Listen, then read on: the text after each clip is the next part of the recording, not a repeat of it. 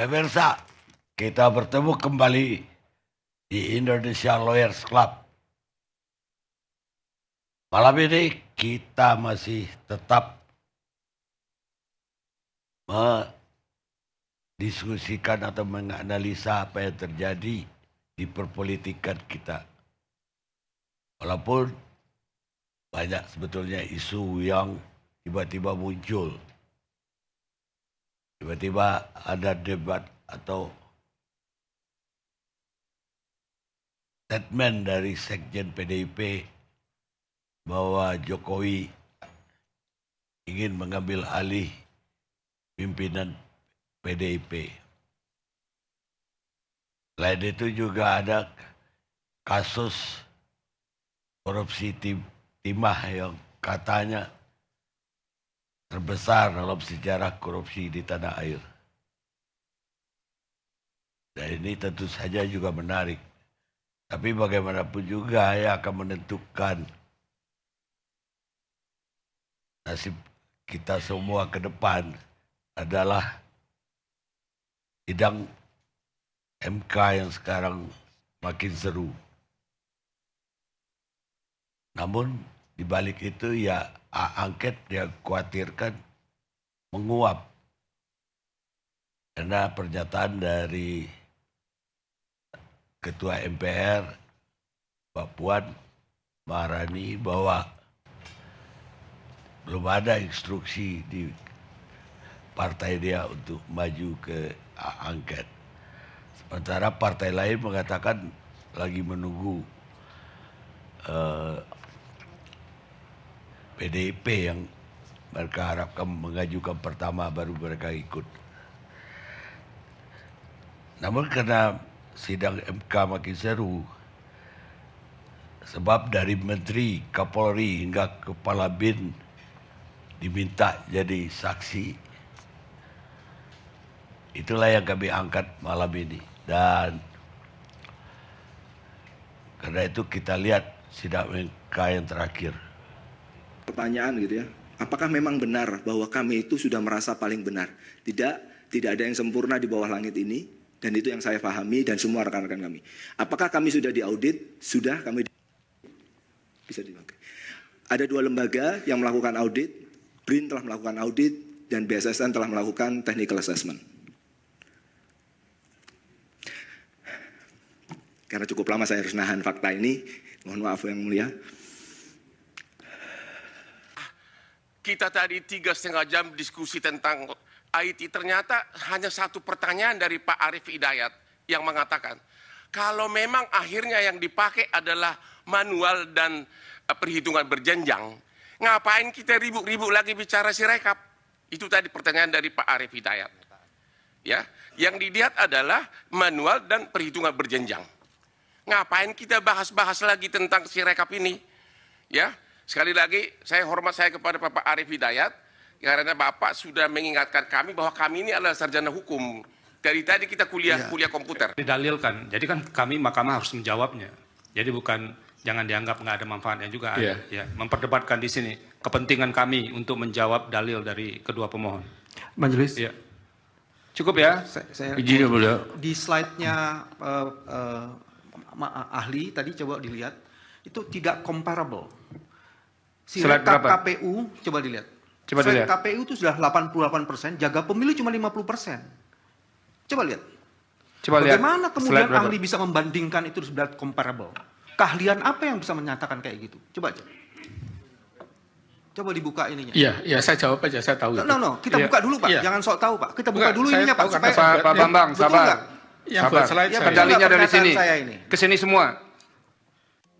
Izin Pak, soal lain Pak, ini kan MK akan memanggil beberapa menteri untuk dimintai keterangan hari Jumat nanti, kayak Pak Muhadjir sama Ibu Menkyu. Mungkin ada pesan? Ya, semuanya akan hadir karena diundang oleh MK, semuanya akan hadir. Hari Jumat katanya. Yang menerangkan apa yang sudah dilakukan masing-masing menteri. Kalau Bu Menteri Keuangan misalnya mengenai anggaran seperti apa, nanti akan dijelaskan semuanya lah. Ditunggu aja hari Jumat. Ya. Pemirsa, bagaimanapun juga yang dipersoalkan di sidang MK ini adalah tentang kredibilitas atau akuntabilitas dari perhitungan KPU. Walaupun yang dipersoalkan adalah proses dari awal. Karena itu saya ingin menanyakan kepada mantan komisioner KPU RI periode 2007-2012 Igusti Putu Arte yang kemarin juga jadi saksi ya, saksi ahli. Ahli, ya. Ahli. Gimana sebagai ketua KPU, mantan komisioner KPU melihat KPU kita sekarang ini? Apa benar banyak praktek-praktek yang tidak benar dilakukan? Langsung ke pokok persoalan pemilu presidennya, Bang, atau secara keseluruhan? Keseluruhan dulu. Oke. Kalau secara keseluruhan dulu, memang cara menilainya itu, indikatornya itu bersikap profesional atau tidak itu dari 11 tahapan. Jadi untuk menilai apakah penyelenggara pemilu tidak hanya KPU termasuk Bawaslu, lebih baik dari 5 tahun lalu atau tidak, kita lihat dari 11 tahapan. Kalau dilihat dari 11 tahapan, maka lebih banyak tahapan dari 11 tahapan yang hari ini dikelola oleh teman-teman di bawah pimpinan Pak Hasyim Asyari bermasalah dibandingkan zamannya Pak Arief Budiman. Yang paling serius masalahnya selain yang sekarang kan yang verifikasi partai politik itu, yang jadi isu sangat luas, yang kemudian di persidangan Komisi 2 kemudian beberapa bukti dipapar oleh NGO soal meloloskan beberapa partai. Ini yang saya lihat misalnya cukup serius. Yang kedua juga sekarang adalah yang paling tidak saya mengerti babak belurnya si rekap ini. Melebihi dari kasus 2019 ataupun zaman saya soal situng dan seterusnya. Nah, ini misalnya indikator-indikator yang bisa mewakili suasana. Jangan lagi bicara soal kampanye itu kecil, tapi saya melihatnya dua isu seksi ini yang cukup kredibel. Indikator yang kedua, ada berapa jumlah putusan DKPP terhadap mereka bertuju. Jauh lebih besar dibandingkan 2019. Dalam catatan saya, mudah-mudahan tidak salah, itu sudah ada 5 putusan. Sampai yang terakhir kemarin juga ada putusan yang menyalahkan dari Bawaslu. Ketika kasus kalau nggak salah di Dapil di Jawa Timur apa Jawa Barat begitu. Yang tidak diakomodasi Golkar, kalau nggak salah Jawa Barat ya. Itu juga putusannya dari Bawaslu dinyatakan mereka bersalah. Jadi dengan indikator ini maka kalau kita bicara penyelenggaranya, KPU-nya memang tidak lebih baik daripada 2019. Yang saya juga tidak mengerti Bawaslu-nya kok tidak punya greget luar biasa. Dalam isu seseksi pencalonan kemarin, saya tidak melihat satu langkah dari Bawaslu untuk proaktif mengawal persoalan itu. Dalam persidangan terbukti katanya sudah minta akses silon. Sudah diberikan akses silon, kemudian Bawaslu menjawab lagi tidak bisa dibuka akses silonnya. Loh kalau sekedar tidak dibuka kan bisa datang ke KPU dong. Kawal satu persatu. Bobolnya kasus verifikasi partai politik kan juga karena kegagalan Bawaslu. Dan bagi saya yang mengerti soal aturan pemilu, salah satu calon yang kemudian di gelanggang Bung Karno itu kemudian bawa sejumlah kepala desa, itu kan sebetulnya melanggar. Dan itu terjadi toh.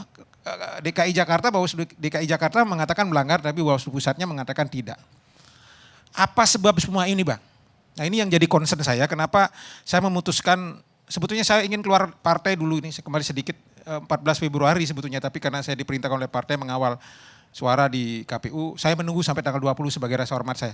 Saya ingin keluar, nanti bersama Bung Ferry Ansari dan kawan-kawan akan masuk di komunitas sipil untuk ikut merapikan undang-undang pemilu kita. Apa sebabnya? Seluruh regulasi yang ada soal kepemiluan ini hari mencengkram penyelenggara pemilu untuk kemudian diakui atau tidak, pada akhirnya akan ada politik balas budi. Peristiwa masuknya beberapa partai, diakui atau tidak, adalah politik balas budi itu. Sudahlah, kita nggak usah bohong-bohong, anggota Komisi 2 sering nelpon-nelpon kok. pasti itu, entah siapa begitu, untuk kemudian mengatur-ngatur orang yang ada di dalam itu. Nah ini yang terjadi, jadi suasana makin ke belakang, saya lihat suasana independensinya jauh makin kurang. Kalau saya jujur mengatakan zaman saya waktu jadi KPU Provinsi dengan Pak Nazarudin Samsudin, keren Bang. Jadi itu beliau itu bisa ngusir pejabat siapa yang nggak benar gitu. Kita betul-betul punya marwah pada era itu ya. Saya mengakibat di era saya mungkin mulai berkurang begitu. Saya melihat makin ke belakang makin ini. Kok jadi makin apa ya? Jadi panitia pelaksana gitu kalau di kampus gitu. KPU-nya seperti tidak punya marwah. Maka saya ingin mengatakan kita harus mengembalikan marwah itu karena Undang-Undang Dasar kalau mau diamandemen kan akan berat itu.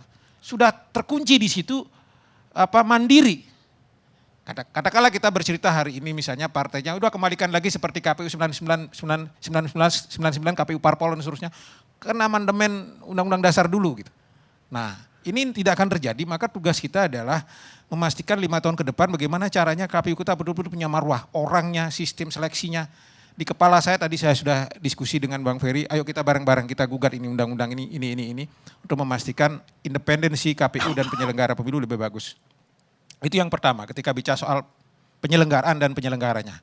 Nah khusus soal isu pemilu legislatif dan presiden, karena di sini mungkin biar tidak terlalu melebar, saya fokuskan di pemilu presiden.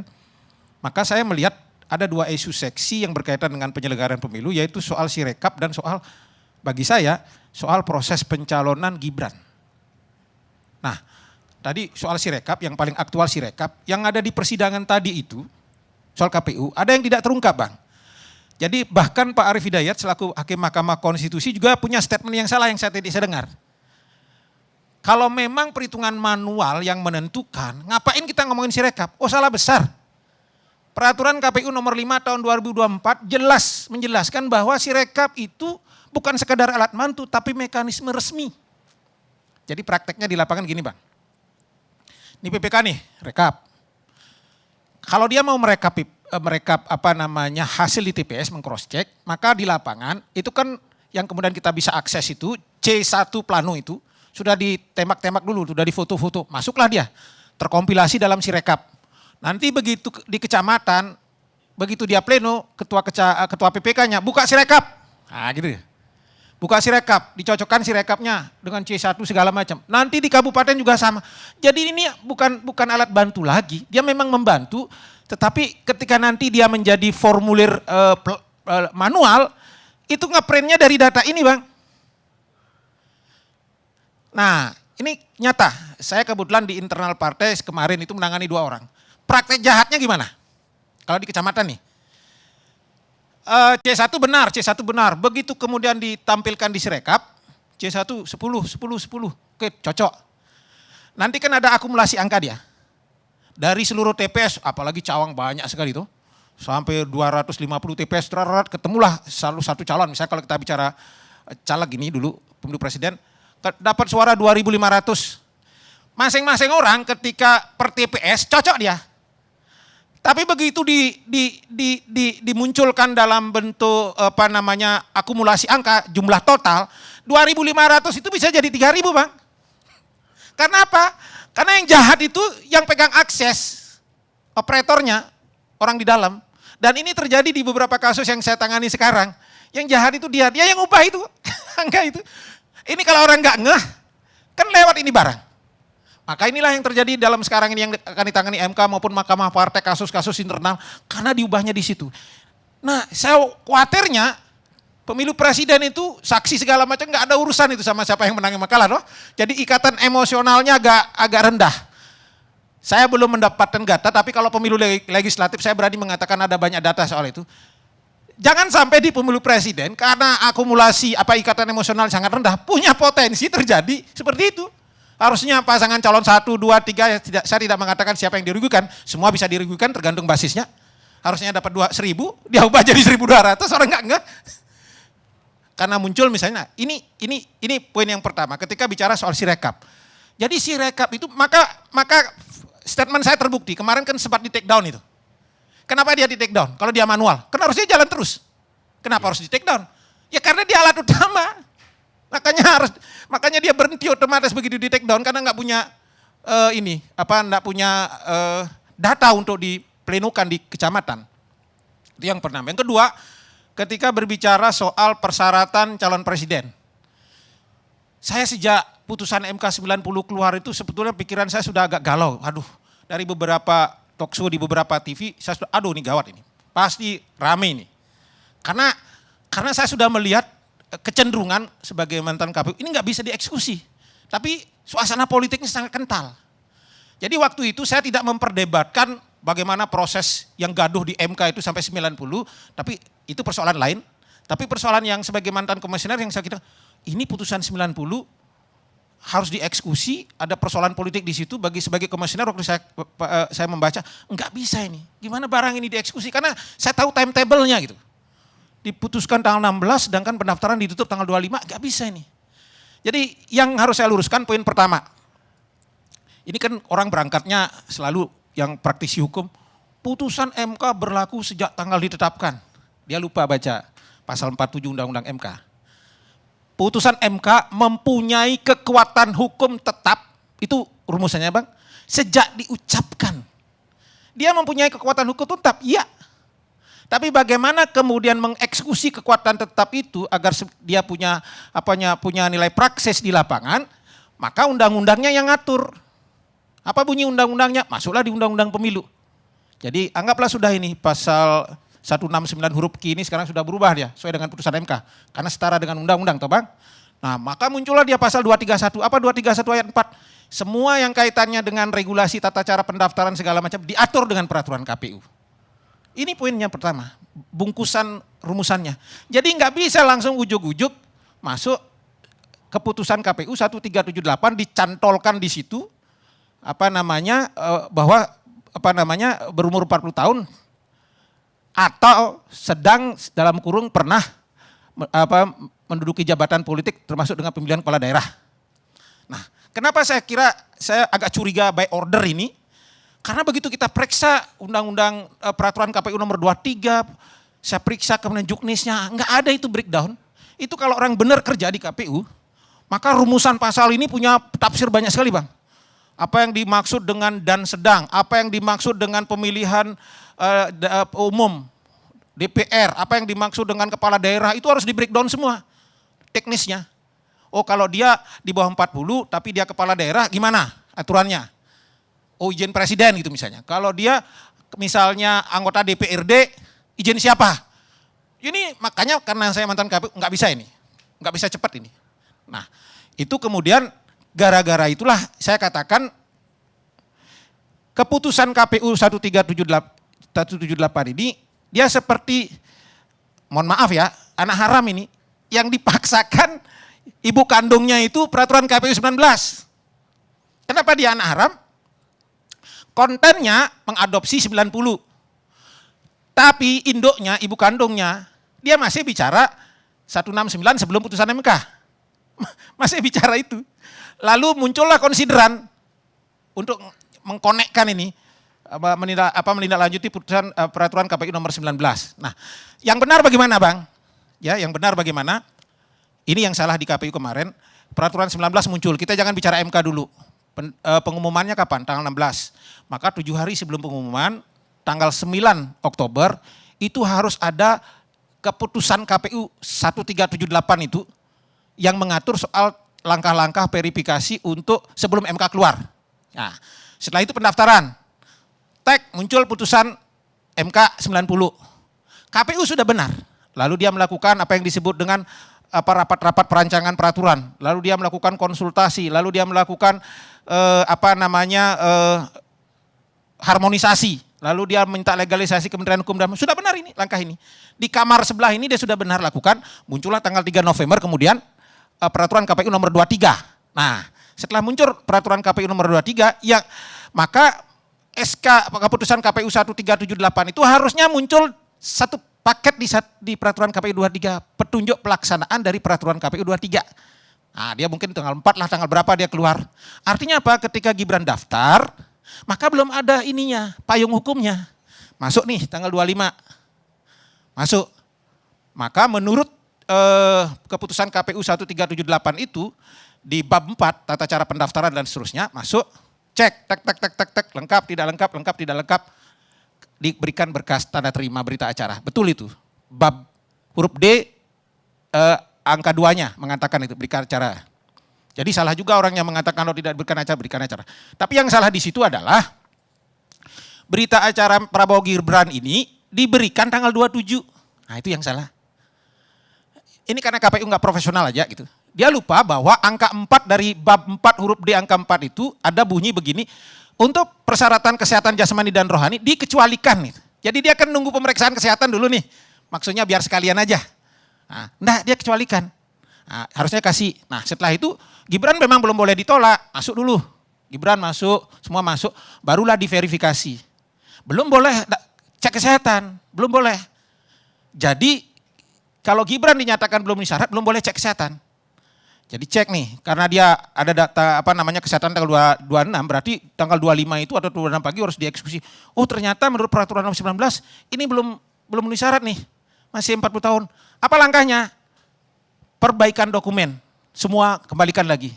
Lalu pasangan calon bersama tim penghubungnya diberitahu, loh ini loh, mohon maaf peraturannya begini, belum memenuhi syarat karena masih 40 tahun, tolong dilakukan penggantian calon karena belum cukup. Jadi calonnya harusnya diganti Bang. Gitu. Calonnya diganti, verifikasi lagi, barulah calon ini kemudian ikut pemeriksaan kesehatan.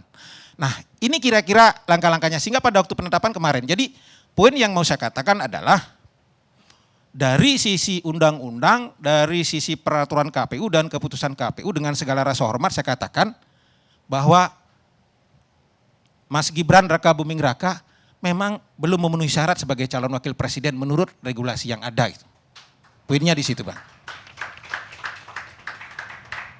Kalau saya begitu banyak kelemahan dari KPU sekarang, menurut Pak Rate, apa penyebab utamanya? Ya tadi itu, pada level regulasinya sebetulnya ini, nanti silakanlah DPR, saya bisa berdebat juga dengan teman-teman DPR.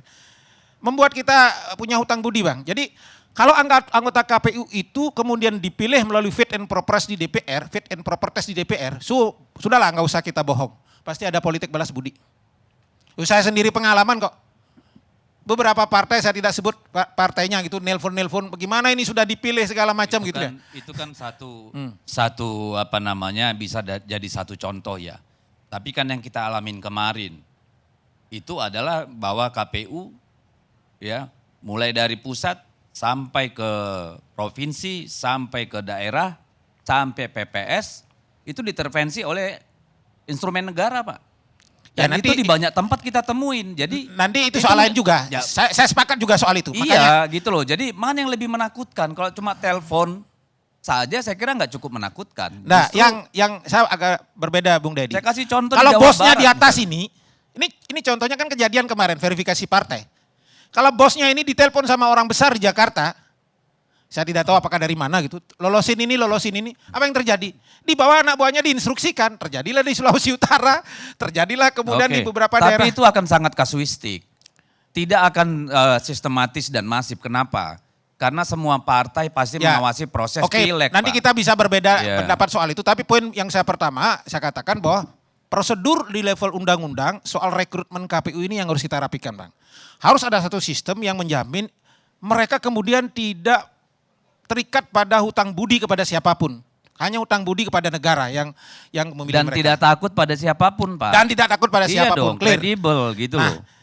Yang kedua juga yang juga menyebabkan kita harus mengakui ke bawah bahwa instrumen KPU dan ke bawah ini juga nanti Bung Deddy jadi masukan.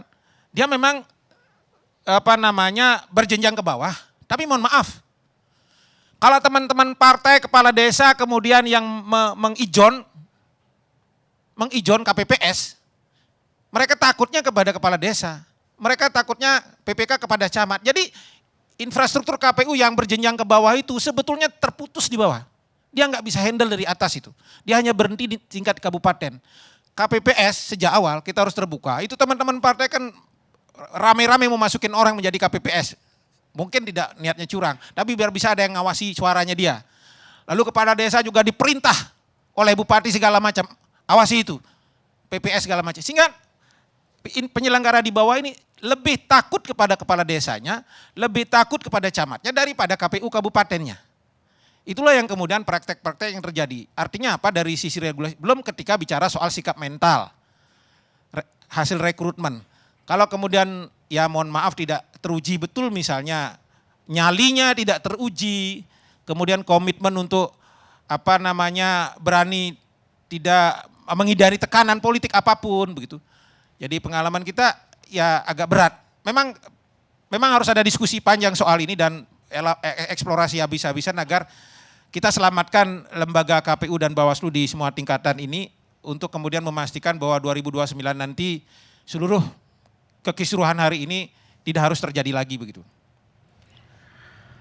Baik, Pak Arte, saya ingin tanggapan dari Fahri Bahmid, Wakil Ketua Tim Hukum Prabowo Gibran. Makasih Bang Karni. Saya mencoba untuk menyimak ya dengan sabar pendapat yang dikemukakan oleh Bang Putu tadi. Cuman saya masih belum dapat satu konteks tertentu. Bang Putu ini ngomong ini dalam kapasitasnya sebagai seorang ilmuwan hukum atau seorang praktisi penyelenggara pemilu. Kalau Bang Putu menyampaikan dalam kapasitasnya sebagai seorang praktisi penyelenggara pemilu dengan segala perjalanan panjang pengalamannya, mungkin saya bisa terima pada batas logika tertentu. Tapi kalau Bang Putu mencoba untuk membangun satu argumentasi dengan basisnya analisis yuridis berkaitan dengan struktur norma seperti disampaikan tadi, itu barangkali perlu saya challenge hari ini. Yang pertama mungkin barangkali saya mulai dulu dari status putusan 90. Tadi banyak banget disampaikan oleh Bang Putu. Putusan 90 ini menjadi perdebatan akademik yang sangat panjang. Kami termasuk saya, Prof. Yusril, teman-teman yang lain itu sudah sangat banyak memberikan analisis, pendapat, argumentasi yang cukup komprehensif menyangkut dengan persoalan itu. Memang terkesan di kalangan akademisi hukum, khususnya hukum tata negara, ada semacam pembelahan. Ada keterbelahan, ada pendapat yang kontra, ada pendapat yang pro. Tapi biasa, itulah dinamika yang terjadi di kalangan kampus. Saya mau katakan begini, karena tadi bicara tentang putusan Mahkamah Konstitusi, saya langsung saja menyampaikan beberapa genus putusan Mahkamah Konstitusi yang langsung self-implementing, ya, langsung self-executing. Yang pertama misalkan tentang status putusan Mahkamah Konstitusi 002 sampai dengan 013 2006 tentang siapa saja yang menghina presiden dan seterusnya itu telah dihapus. Jadi ketika seorang adresat warga negara, dia mengekspresikan pikiran, pendapat, apa saja yang sifatnya pada hakikatnya menunjukkan kritik atau mungkin pesan-pesan publik tertentu yang dialamatkan kepada presiden sebagai lembaga, sebagai sebuah jabatan, itu tidak boleh dipidana. Tidak boleh dipidana. Karena kenapa? Putusan itu berlaku seketika. Dia self-implementing, dia self-executing. Itu tidak membutuhkan penterjemahan lebih lanjut oleh DPR dalam perbaikan tata peraturan perundang-undangan. Misalnya kalau itu, pikiran itu yang mau dipahami, berarti Undang-Undang Nomor 146 tentang pelaksanaan Kitab Undang-Undang Hukum Pidana harus diakomodir dulu. Pasal-pasal sepanjang berkaitan dengan kedudukan presiden yang harus diproteksi dengan hukum pidana, sepanjang diproteksi oleh rezim, crime dan seterusnya, itu harus disesuaikan dulu dengan atmosfer atau dengan ekosistem hukum yang dibuat oleh Mahkamah Konstitusi. Itu yang pertama. Sebentar. Nah, saya mau mengatakan saya setuju itu. Iya, masih saya panjang Bang, masih belum bisa disimpulkan kalau saya ngomong kayak gini, masih panjang banget. Yang kedua, saya mau katakan begini, bagaimana cara kita membaca karakteristik dari sebuah putusan Mahkamah Konstitusi yang mempunyai corak implementasi dan mempunyai corak langsung berlaku. Itu ada ilmunya.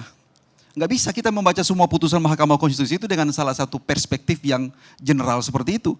Bahwa setiap putusan Mahkamah Konstitusi harus ditindaklanjuti dengan perbaikan tata norma tertentu. Nggak ada karakternya, ada cirinya.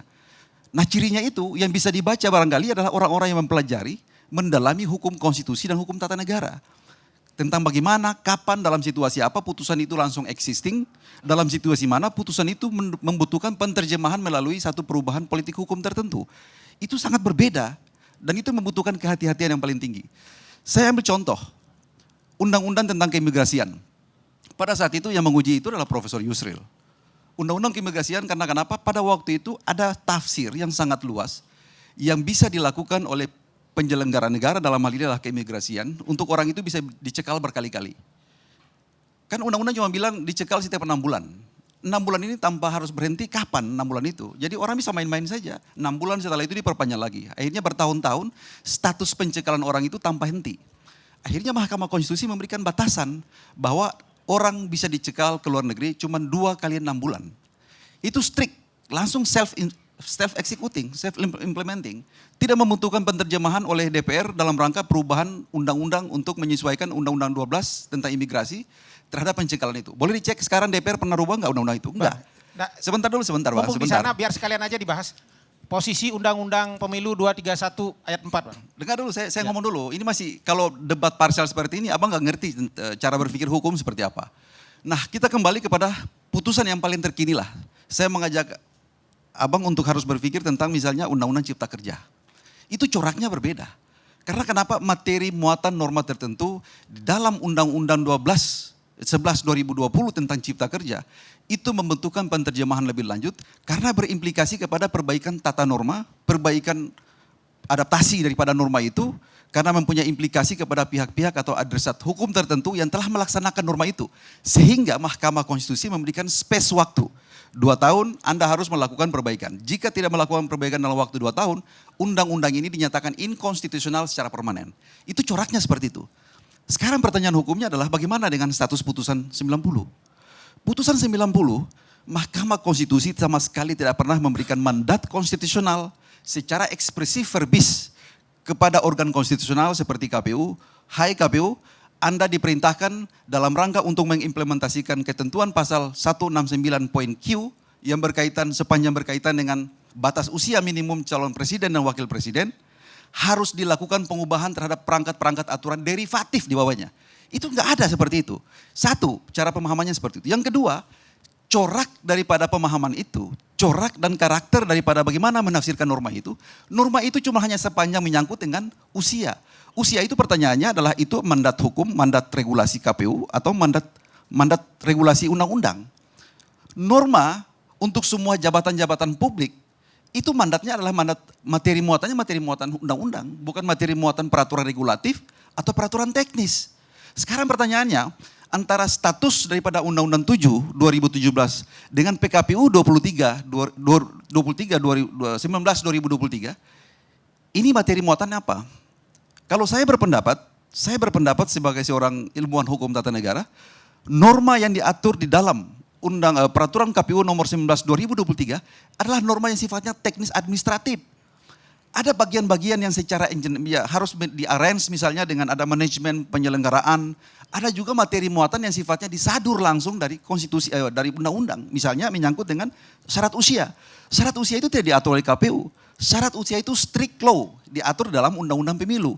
Syarat itulah diturunkan dalam bentuk PKPU.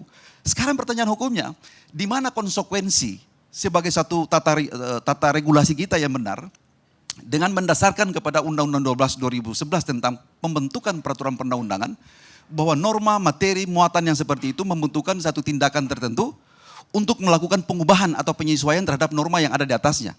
Karena kita sepakat, Mahkamah Konstitusi sebagai negatif legislator telah mengirimkan satu putusan konstitusional untuk mengubah materi muatan daripada undang-undang yang tentunya mempunyai karakter dan corak yang sama dengan undang-undang. Mempunyai derajat yang sama dengan undang-undang. Karena kenapa? Mahkamah Konstitusi sebagai organ konstitusional. Dia punya materi, walaupun orang barangkali mungkin kritik, ini kadang-kadang Mahkamah Konstitusi ini sudah nyebrang, sudah mengekupasi kewenangan legislasi untuk melakukan apalagi namanya positif legislator, sehingga dianggap ini cuma 9 orang kok bisa membatalkan 570 anggota DPR punya produk politik yang ada di DPR. Kadang-kadang kan seperti itu. Tapi itulah konsekuensi kalau kita itu telah menetapkan diri kita sebagai negara hukum dengan supremasi konstitusi. Bahwa konstitusi ini punya kedudukan yang suprem. Konstitusi juga mengejawantahkan prinsip daulat rakyat. Makanya dalam Undang-Undang Dasar 45 itu disebutkan kedaulatan berada di tangan rakyat dan dilaksanakan menurut Undang-Undang Dasar. Artinya apa? Daulat rakyat itu telah terdistribusi ke DPR, telah terdistribusi ke Mahkamah Konstitusi yang sekarang lagi mengadili sengketa Pilpres, telah terdistribusi ke KPU dalam menjalankan urusan teknis penyelenggaraan pemilu, sampai dengan lembaga-lembaga atau organ-organ konstitusional yang lain. Dengan demikian, saya mau berpendapat bahwa yang pertama, sepanjang menyangkut dengan status putusan 90, sepanjang menyangkut dengan syarat usia yang telah ditentukan dalam putusan 90, itu konstitusional. Makanya kalau kita mau coba untuk memahami putusan yang diatur DKPP terakhir 141 ya, kan ada 3 putusan DKPP yang memberikan sanksi kepada Komisioner KPU karena kenapa mereka menerima pencapresan Wakil Presiden Gibran Rakabuming Raka. Itu ada 2 paradigma penting. Kita bedah putusan itu. Ada 2 paradigma penting yang sangat elementer. Yang pertama, DKPP berpendapat pelaksanaan atau implementasi dari KPU selaku organ konstitusional untuk melaksanakan putusan Mahkamah Konstitusi adalah konstitusional. Yang kedua, dalam rangka untuk perbaikan tata kelola pemilu, KPU dengan tidak mengubah PKPU untuk mengakomodasi syarat itu dianggap sebagai sebuah pelanggaran etik. Jadi sebenarnya harus pemahamannya adalah sepanjang putusan yang dikeluarkan oleh lembaga etik yang menegakkan Code of Conduct seperti DKPP harus dianggap clear dengan putusan itu. Tapi yang jadi masalah saat ini putusan itu seperti ada tanda tanya. Putusan DKPP itu dianggap sebagai clue untuk mempersoalkan lagi di tingkat di atasnya. Seperti di Mahkamah Konstitusi. Kami bersidang saat ini telah membantah semua itu. Bahwa pelaksanaan pemilu, ya Bang Karni, kita harus kembali kepada pasal 22E ayat 1. Tapi harap diingat, kaidah yang paling fundamental di situ pemilu dilaksanakan luber jurdil. Itu benar, kita sepakat dengan seluruh orang yang mendalilkan itu di permohonan 01 maupun 03. Tapi harap diingat bahwa ketentuan pasal 22 itu ada ayat 6. Ayat 6 itu sebagai apa? Sebagai mandat konstitusional kepada pembentuk undang-undang untuk mengatur seluruh pengkaidahan pemilu itu seperti apa. Makanya dengan kewenangan konstitusional itu, dialirkan kewenangan itu kepada seluruh penyelenggara pemilu yang telah diatribusikan dengan kewenangan tertentu. Makanya kalau orang katakan kita nggak percaya sama Bawaslu, kita nggak percaya sama DKPP, kita juga tidak percaya dengan lembaga-lembaga otoritatif yang diberikan pengawasan untuk melakukan pengawasan pemilu, itu keliru. Karena kenapa? Mereka juga ini pada hakikatnya melaksanakan mandat konstitusional yang diberikan oleh konstitusi. Di mana dasarnya? Pasal 22 ayat 6. Karena hal-hal yang berkaitan dengan pelaksanaan pemilu dan seterusnya diatur dengan undang-undang. Semalam kami berdebat dengan salah satu teman juga di salah satu stasiun TV. Mereka berpikirnya begini, bahwa kaidah dasar dari undang-undang itu, dari konstitusi itu langsung diimplementasikan oleh masyarakat, oleh Mahkamah Konstitusi. Ini pelanggaran ini sudah terkategori sebagai tidak jurdil. Pelanggaran ini dikategorikan sebagai sesuatu yang tidak adil. Ini dianggap sudah tidak independen dan seterusnya. Sehingga mahkamah dipaksa untuk bagaimana menilai, memeriksa dan memutus hal-hal atau kaidah-kaidah konstitusional seperti itu. Saya sendiri berpendapat itu keliru. Karena kenapa? Pengatribusian untuk melaksanakan kaidah-kaidah dasar itu konstitusi telah memberikan kewenangan itu kepada undang-undang. Undang-undang telah mengatribusikan itu kepada sejumlah lembaga penyelenggara pemilu. DKPP melaksanakan hal yang sama. Jadi kalau konsekuensi dari itu ketika DKPP memutus seseorang bersalah, itu artinya DKPP telah melaksanakan misi konstitusionalnya. Kedua, Bawaslu. Ketika Bawaslu menindaklanjuti laporan masyarakat, apakah punishment-nya itu ada atau tidak? Tetapi pada hakikatnya Bawaslu telah melaksanakan mandat konstitusional atau misi konstitusionalnya. Begitupun dengan Gakumdu dan seterusnya. Yang mengalirkan kewenangan itu bersumber dari konstitusi. Bersumber dari mana? Dari pasal 22E ayat 1. Jadi seolah-olah ada paradigma yang saat ini dibangun untuk dibagi bahwa seolah-olah sepanjang menyangkut dengan di luar konstitusi itu ada pada undang-undang. Sedangkan Mahkamah Konstitusi dipaksa untuk harus mengadili persoalan ini dengan mendasarkan diri kepada pasal 22E ayat 1. Itu pemahaman yang salah. Karena kenapa? Pasal-pasal sepanjang menyangkut dengan lubir dan jurdil itu harus terimplementasi dengan kaidah-kaidah dasar yang diturunkan atau diderivatifkan melalui perangkat peraturan perundang-undangan di bawahnya. Di level undang-undang maupun sampai di PKPU. Itu begitu pemahamannya. Nah sekarang masalahnya saat ini, kita menjadi bangsa yang tidak sabar untuk bagaimana mengelola semua itu, untuk melaksanakan semua itu dengan cara yang konsisten.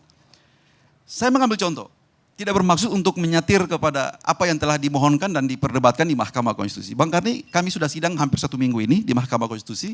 Seluruh alat bukti, seluruh saksi, seluruh ahli dan seterusnya itu kami telah kuliti satu-satu. Saya juga termasuk orang yang aktif dalam menggali kebenaran material yang dihadirkan oleh para pihak. Termasuk terakhir kemarin juga barangkali saya ajukan pertanyaan juga ya kepada Pak Putu pada waktu menjadi ahli kemarin. Kami sangat berkepentingan dengan soal-soal seperti ini. Jadi ada satu hal yang saya mau katakan begini.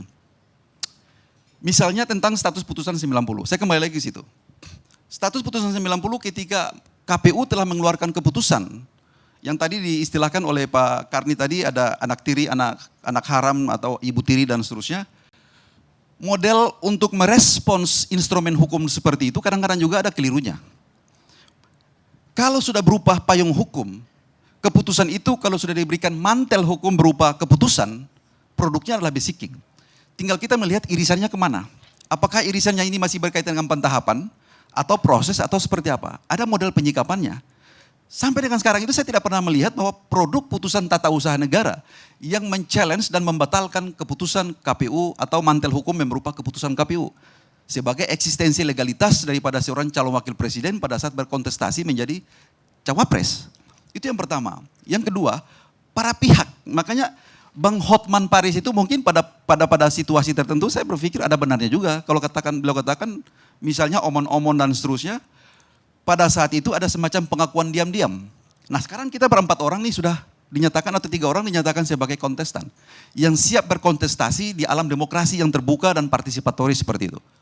Sekarang kalau ada satu pihak yang merasa dirugikan dengan satu kebijakan keputusan daripada penyelenggara negara atau KPU misalkan. Pertanyaannya sejauh mana yang bersangkutan itu konsisten untuk mempersoalkan itu.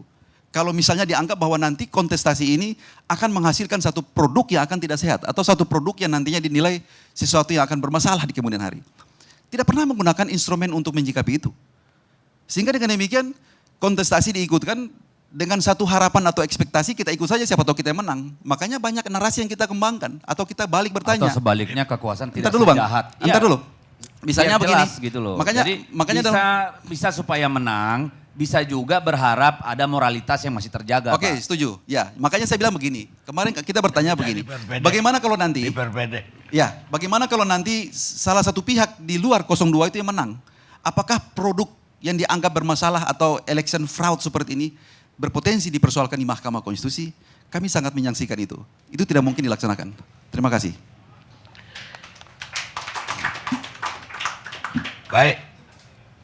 Saya kepingin dengar dari pakar hukum tata negara Ferry Amsari.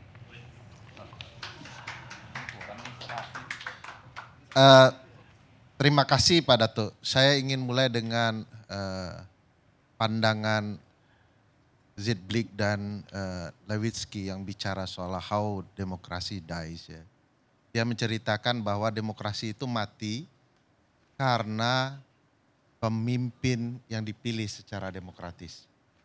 Saya mau menceritakan bagaimana hukum tata negara itu mati. Hukum tata negara itu mati oleh intelektual hukum tata negara yang membunuhnya secara demokratis pula. Dan itu mungkin bisa dituturkan dari pendapat Prof. Yusril Iza Mahendra dan Bang Fahri Bahmid. Misalnya pendapat Prof. Yusril sebelum menjadi kuasa hukum. Beliau menyatakan bahwa proses pencalonan Gibran itu cacat hukum. Sabar Bang. Saya klarifikasi saja supaya sebelum kesesatan ini. Saya duduk di sebelah Prof. Yusril ketika beliau menyatakan itu. Pak Yusril itu tidak bilang cacat hukum, tapi cacat problematis. Hukum. Itu berbeda loh. Cacat hukum. Saya duduk di sebelah dia. Yusril bilang cacat hukum serius gitu loh. Saya duduk setelah beliau menyatakan cacat hukum. Ya silakan. Cacat hukum. Kedua, beliau menyatakan bahwa proses pemilihan presiden 2024 ini adalah proses pemilihan atas nama anak presiden. Itu clear, saya duduk di sebelah. Nah, saya mau menceritakan bagaimana para intelektual hukum tata negara tidak jujur dalam banyak hal. Bahwa sebelum bercerita model putusan dan lain-lain, ada sebuah kerusakan yang luar biasa dalam proses. Dan itu seolah-olah mau dikesampingkan, padahal ada moralitas yang dibunuh di sana. Contoh, Bang Fahri tidak bicara bagaimana kacaunya putusan 90 itu. Ada 4 orang hakim bilang tidak sama sekali, ada perubahan untuk 169 pasal 169 huruf Q soal usia dan alternatifnya. Itu 4 orang. Lalu 2 orang mengatakan tidak boleh ada alternatif untuk usia 40 tahun kecuali untuk gubernur. Dan 3 orang bicara boleh seluruh elected official. sebagai alternatif selain usia 40 tahun. Ini no contest, tidak ada yang terjadi dengan putusan ini. Siapa yang bicara soal kekacauan ini?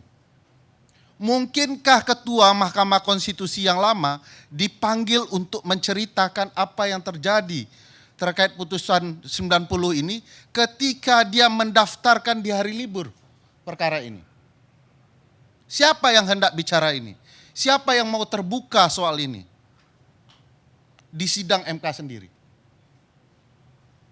Kenapa ini disembunyikan dari ruang publik bahwa perkara yang muncul yang Anda sedang bela adalah perkara yang rusak atas nama konstitusi.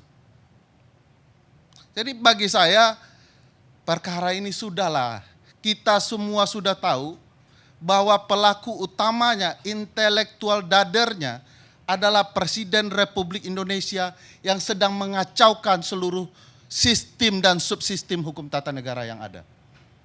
Silahkan pakai logika ketatanegaraan yang ada. Tapi suatu saat semua orang akan membongkar kekacauan ini. Dan pada titik itulah moralitas kita dipertanyakan dalam menghormati konstitusi kita.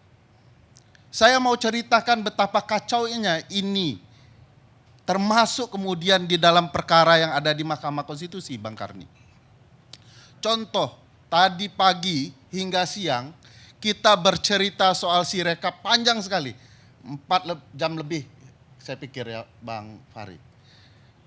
Tetapi ujungnya saksi yang berupa vendor dari KPU mengatakan bahwa ini seluruh sistem Sirekap ini sebenarnya tidak dirancang untuk jangka panjang. Dan juga hasilnya patut diragukan karena sumber daya manusia di berbagai daerah berbeda-beda. Simpulannya begitu, bahwa Sirekap ini tidak penting-penting amat. Dan bakal kacau begitu. Penting untuk pembentukan opini publik, Pak. Ya penting dia mengakui bahwa ini kacau begitu ya. Dan saya mempertanyakan ini. Uang negara yang dipakai untuk program ini kok seolah-olah diabaikan keberadaannya. Uang negara rugi. Kan bisa dipakai untuk bansos juga nih uang negara. Supaya terdampak kepada publik gitu ya. Kok dipakai untuk sistem yang nyata-nyata dirancang bermasalah. Jadi berdebat panjang-panjang terhadap sebuah sistem yang ujung-ujungnya diakui masalahnya. Dan hari ini kita juga dipertontonkan sebenarnya 2 hari lagi kalau tidak salah, Jumat ya. Para menteri akan dipanggil. Yang uniknya Bang Karni untuk membongkar fakta kecurangan berkaitan dengan bansos dan lain-lain dipanggil para menteri. Tapi kita harus ingat kepada siapa para menteri ini bekerja dan bertanggung jawab. Pasal 17 Undang-Undang Dasar mengatakan bahwa Presiden dibantu oleh menteri-menteri. Pasal 3 Undang-Undang 39 tahun 2008 tentang Kementerian Negara mengatakan bahwa seluruh menteri bertanggung jawab kepada Presiden. Saya ingin mengatakan, kalaulah kemudian ditemukan ya, atau setidak-tidaknya ada dalil dari para pihak bahwa Presiden terlibat dan dituduh bertanggung jawab dalam praktik kecurangan ini, jangan lupa untuk juga memanggil intelektual dadernya, yaitu Presiden Republik Indonesia, karena para menteri bekerja untuk Presiden dan bertanggung jawab kepada Presiden. Mampukah sidang Mahkamah Konstitusi yang mulia itu memanggil Presiden Republik Indonesia, para menterinya, Kapolri yang dianggap terlibat, Kepala Badan Intelijen Negara yang juga terlibat di hadapan sidang dan dibongkar seluruh kebenarannya. Saya agak khawatir misalnya, beberapa kemudian perdebatan tidak mengulas substansi soal kecurangan. Misalnya, beranikah kemudian diungkap apa peran Kapolri, apa peran para menteri, bagaimana program itu dijalankan. Saya mau ambil contoh Bang, menurut Undang-Undang 14 2019 dan 11 2009 yang berkaitan dengan bantuan sosial ini, dipertegas bahwa soal bantuan sosial ini menteri yang bertanggung jawab adalah Menteri Urusan Sosial. Kenapa tiba-tiba ada bukti Pak Airlangga terlibat dalam bantuan sosial? Padahal ini bukan nomenklaturnya. Menteri koordinator bukanlah menteri teknis. Siapa pakar hukum tata negara yang bicara soal ini? Bukankah banyak pakar hukum tata negara di ruangan itu? Siapa yang bertanggung jawab soal ketentuan ini? Di mana moralitas konstitusionalnya untuk menjelaskan bahwa siapapun para pihak di sana yang ada pakar hukum tata negaranya mengatakan bahwa tidak benar Pak Airlangga Hartarto untuk menjalankan bantuan sosial karena itu bukanlah tugas konstitusional. Bagi saya ini panggilan moral. Saya tidak peduli Bang Fahri di pihak yang mana, tapi sampaikan yang salah adalah salah di hadapan yang mulia itu. Karena faktanya memang salah. Bagaimana mungkin data yang menjadi tugas Menteri Sosial untuk menyebarkan bantuan sosial itu digunakan data menteri lain.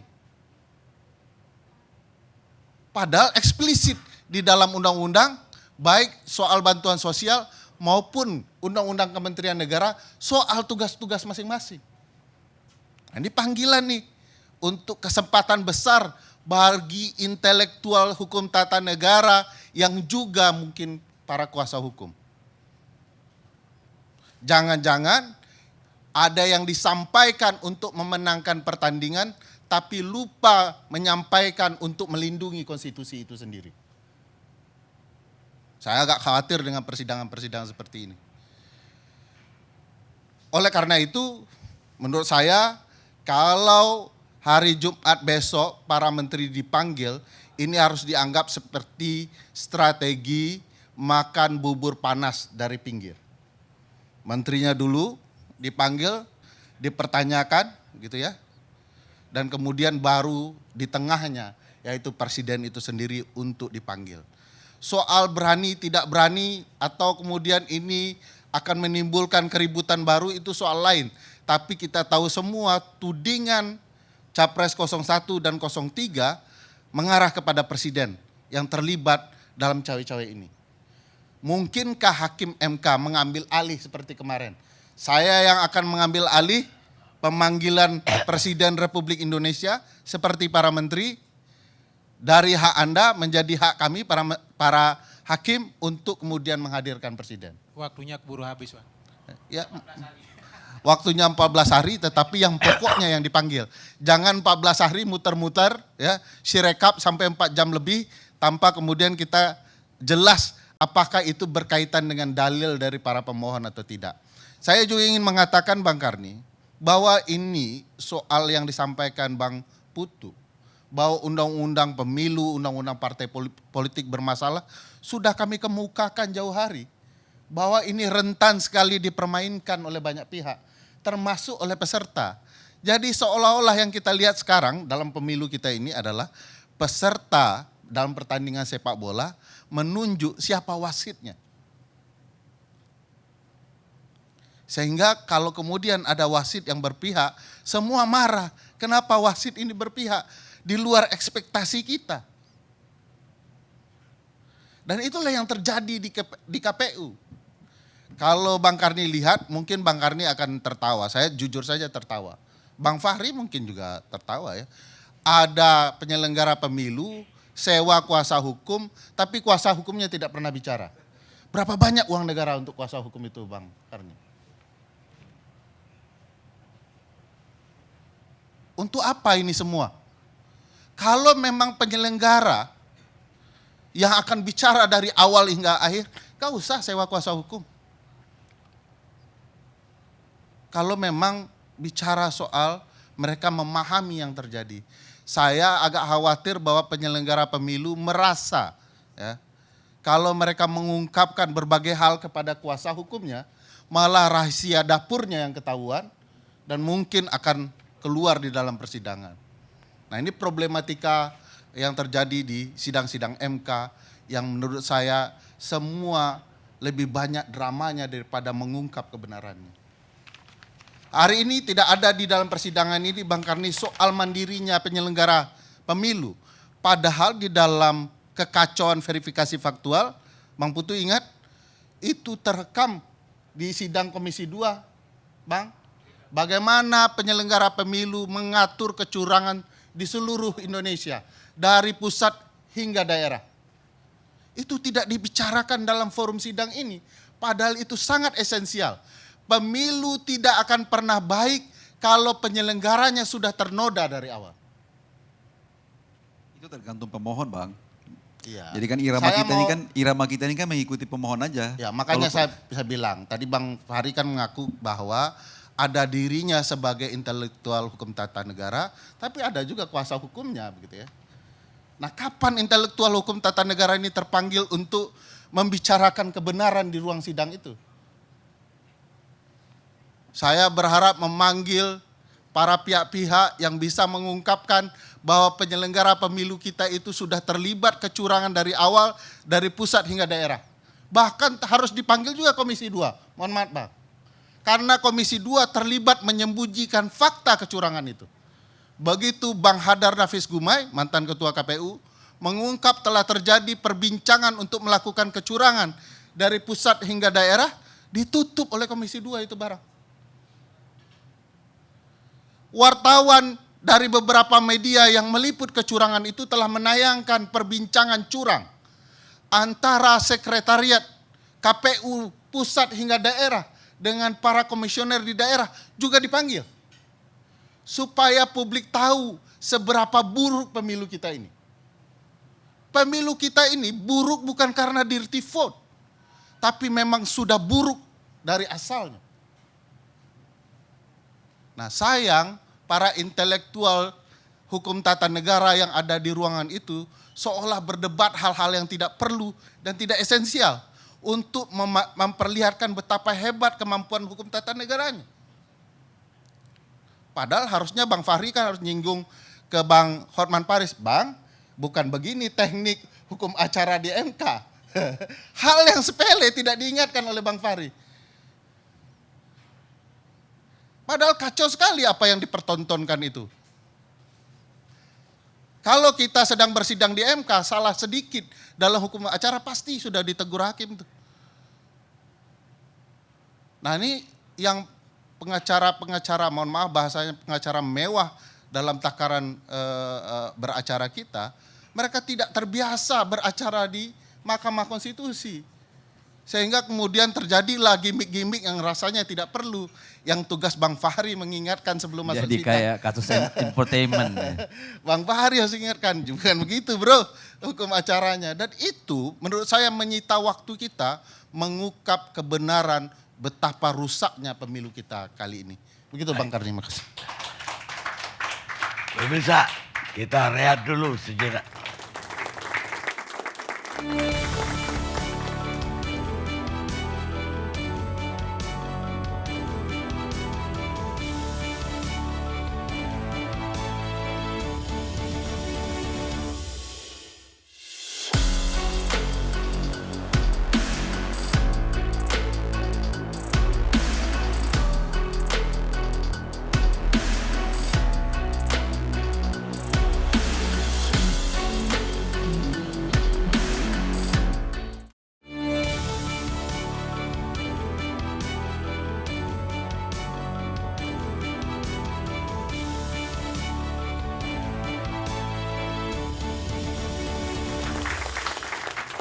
Pemirsa, kita lanjutkan diskusi kita.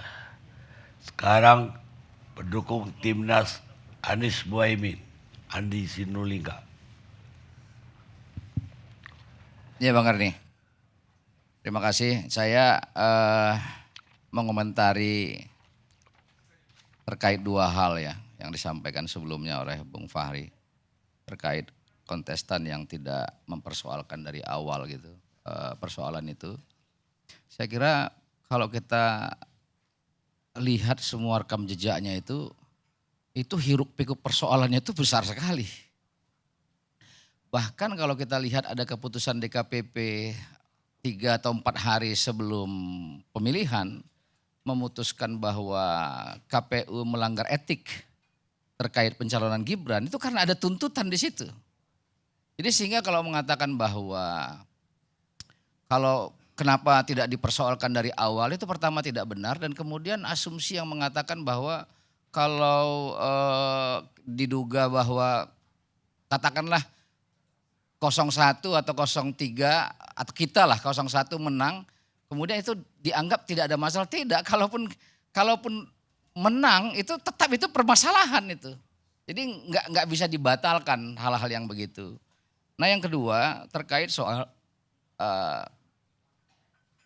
frasa yang mengatakan bangsa kita ini nggak sabar. Justru menurut saya terbalik, bangsa kita ini sabar sekali. Sabar terhadap kesalahan yang berulang-ulang. Ya, tadi disampaikan oleh Bang Putu Arte tadi soal situng, soal Sirekap. Besok kita nggak tahu lagi apa namanya ini. Model-model yang kesalahannya begitu terus tuh, dari ulang terus dan ulang terus. Mungkin jadi sinting kali. Justru, nah si pitung. Jadi saya justru ingin mengatakan begini, justru bangsa kita ini, elit kita ini, bukan bangsa kita, elit kita ini, ya menurut saya itu adalah sangat sabar bersikap mendua, terus konsisten. Mendua. Sikap mendua itu nampak dari pernyataan, saya tadi lengkapin apa yang dikatakan oleh Ferry. Bang Yusril itu tidak hanya mengatakan bahwa itu cacat hukum, tapi juga mengandung unsur penyeludupan hukum. Itu rekamannya jelas, teksnya jelas, ada Ferry di samping kirinya, saya masih ingat itu. Di kanannya itu ada Henry Satrio, itu jelas. Dan Bang Yusril membuka itu dengan mengatakan betapa dari hulu dan hilir itu nggak nyambung. Dari putusan pertama, kedua, ketiga, Bang Yusril mengatakan, oh saya lega ini, kita semua lega, pakar-pakar hukum, orang yang mengerti hukum lega bahwa ternyata Mahkamah Konstitusi itu bukan mahkamah keluarga. Itu jelas dikatakan Bang Yusril. Tapi ketika putusan keempat, nah itu terjadi penyeludupan hukum, terjadi cacat hukum. Dan kalau dia bisa menyarankan kepada Gibran, 2 hal. Saran kepada Gibran untuk tidak maju, Gibran anak presiden maksud saya. Dan saran kepada KPU untuk tidak mengeksekusi itu. Karena proses yang dia sampaikan harus ngomong dulu sama DPR, DPR lagi reses waktu yang tidak mungkin. Karena itu keputusannya itu tidak bisa dieksekusi. Itu kata Prof. Yusril, Mahaguru Yusril, dia memandang sebagai seorang akademisi hukum tata negara. Itu dia sampaikan sendiri. Tapi kan ternyata Prof. Yusril punya wajah yang 2. Wajah kedua adalah wajah sebagai politisi. Nah, wajah sebagai politisi, maka keputusan itu halal. Di sini Bang Karni problematika kita itu. Jadi gampang melihatnya. Walaupun saya tidak punya latar belakang hukum, saya bisa melihat dari pandangan itu, oh secara akademis itu cacat. Secara akademis itu penyeludupan hukum. Tapi secara politik itu sah. Itu halal gitu. Jadi sikap kita seperti ini itu yang membuat problematik itu muncul, dan problematika itu muncul sampai sekarang itu juga sudah diduga Bang Yusril dari awal. Gitu. Nah karena itu menurut saya apa yang terjadi sekarang ini itu sesuatu yang memang harus diterima, dan prosesnya sedang berjalan di MK. Jadi kalau kami Bang Yusril di pasangan Amin ini ada 2 yang paling prinsip. Yang pertama adalah kita ingin supaya pencalonan Gibran itu dibatalkan. Pencalonan anak presiden itu dibatalkan. Itu keinginan kita. Kalaupun tidak ada, tidak diakomodir oleh MK, katakanlah hasil keputusan KPU itu di-adjustment oleh MK, setidaknya ada catatan-catatan bahwa ke depan nggak boleh lagi. Kalau tidak, ini berbahaya sekali. Aparatur negara menggunakan instrumen negara, kita nggak tahu kapan dia aparatur negara, kapan dia cuti berpolitik, kita nggak tahu nih. Fasilitas negara digunakan segala macam, kita tidak pernah tahu, dan nanti besok orang mengatakan oh ternyata bisa kayak begini ini. Nah itu akan menjadi presiden tidak baik. Nah karena itulah kita perlu melakukan gugatan ini, dan ini konstitusional Bang Karni. Karena itu kita juga menyesalkan para orang-orang cerdik pandai yang mengatakan bahwa gugatan ini cengeng, ya cengeng seolah-olah. Justru ini gugatan ini perlawanan yang konstitusional. Jadi jangan dimanain sebagai cengeng gitu ya. Nah ini yang menurut saya yang kita sesalkan. Justru yang maksud saya mengatakan yang cengeng itu adalah orang yang dinyatakan menang di satu pihak tidak siap diuji kemenangannya pada tempat yang semestinya di Mahkamah Konstitusi. Nah saya hanya ingin menyampaikan itu aja Bang Karni, tidak panjang, terima kasih. Terima kasih. Saya tunggu tanggapan dari tim hukum Prabowo Gibran, Martin Simanjuntak. Terima kasih, Pak Karni. Malam ini kita sudah bahas panjang ya. Saya pikir saya tidak akan mengulang lagi karena perbedaan pendapat itu suatu hal yang wajar. Namun bagi yang kami wakili dan juga yang saat ini sedang menguji terkait ketetapan hasil perhitungan KPU juga semua masing-masing punya landasan argumentasinya yang ditafsir juga menurut undang-undang. Kalau buat kami clear bahwa keterpilihan Bapak Prabowo Subianto dan Mas Gibran Rakabuming ini suaranya mutlak 58%. Nah, terkait sekarang yang sedang diuji ini kami anggap sebuah proses dan juga terkait pelanggaran administrasi yang dicampur juga dengan ada beberapa dugaan tindak pidana pemilu di situ. Nah, memang kewajiban kami ya selaku tim kuasa hukum ataupun tim pembela hukum Prabowo Gibran untuk menghadapi setiap upaya-upaya yang dilakukan oleh paslon lain. Baik yang didalilkan tadi terkait putusan Mahkamah Konstitusi yang sudah dijabarkan secara jelas dan lengkap oleh wakil ketua kami di tim, lalu terkait penggunaan bansos yang dasarnya juga jelas, legal, ada aturan pelaksananya, yang memang secara simbolis ada dibagikan oleh Presiden kita Bapak Joko Widodo dan beberapa menterinya. Ini semua sudah diuji melalui laporan kepada Bawaslu dan sudah dijabarkan juga dalam jawaban Bawaslu pada saat pemeriksaan Bawaslu bahwa semua itu sudah ditindaklanjuti, namun ada yang hasilnya rekomendasi pelanggaran kepada pelanggaran undang-undang lain ataupun peraturan lain, ada yang tidak memenuhi ketentuan baik material maupun formil. Berarti ini kan sudah dilalui prosesnya. Nah, terkait kualitas yang didalilkan terjadi terstruktur masif dan segala macam itu sampai mempermasalahkan mengenai pelaksana jabatan. Saya ada data ini, kalau masalah pelaksana jabatan yang disoal ya. Setidaknya nih dari rekapan saya pribadi ya, ada 32 kepala daerah definitif di daerah Indonesia yang berasal dari partai politik yang ada di luar dari Koalisi Indonesia Maju. Di lebih dari 30 daerah ini Prabowo Gibran menang telak di atas 50%. Nah kalau yang disoal tadi mengenai pelaksana jabatan, kalau kita tafsir secara kontrario, kok bisa Prabowo Gibran itu menang di tempat kepala daerah definitif di luar Koalisi Indonesia Maju? Itu mau jawaban nggak? Sebentar. Nggak, kalau saya kasih jawaban cepat. Misalnya di salah satu daerah Jawa Tengah, istri kepala daerah, suami kepala daerah diancam dengan kasus hukum.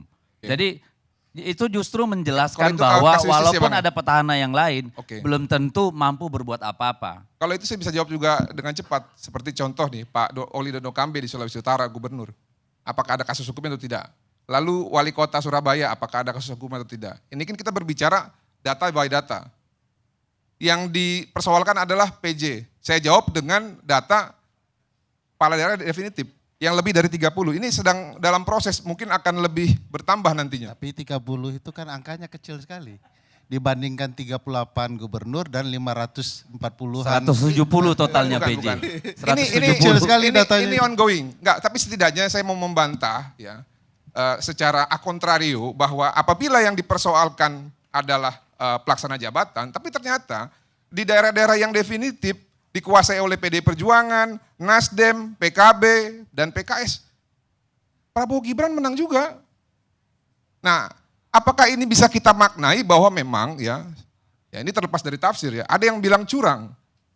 Tapi ada juga yang beranggapan bahwa memang ini kehendak rakyat. Kenapa demikian? Pak Prabowo itu maju dari 2009 pada saat itu sama abang kita dari partainya sebagai wakil presiden ya. Lalu berulang sampai dengan 2019, 3 kali beliau maju. Jadi wajar saja kalau Pak Prabowo Subianto itu sudah dikenal rakyat jauh dari 2 paslon yang lain. Nah itu akhirnya tergenapi juga sebagai salah satu contoh di Madura. Pak Prabowo itu menang telak.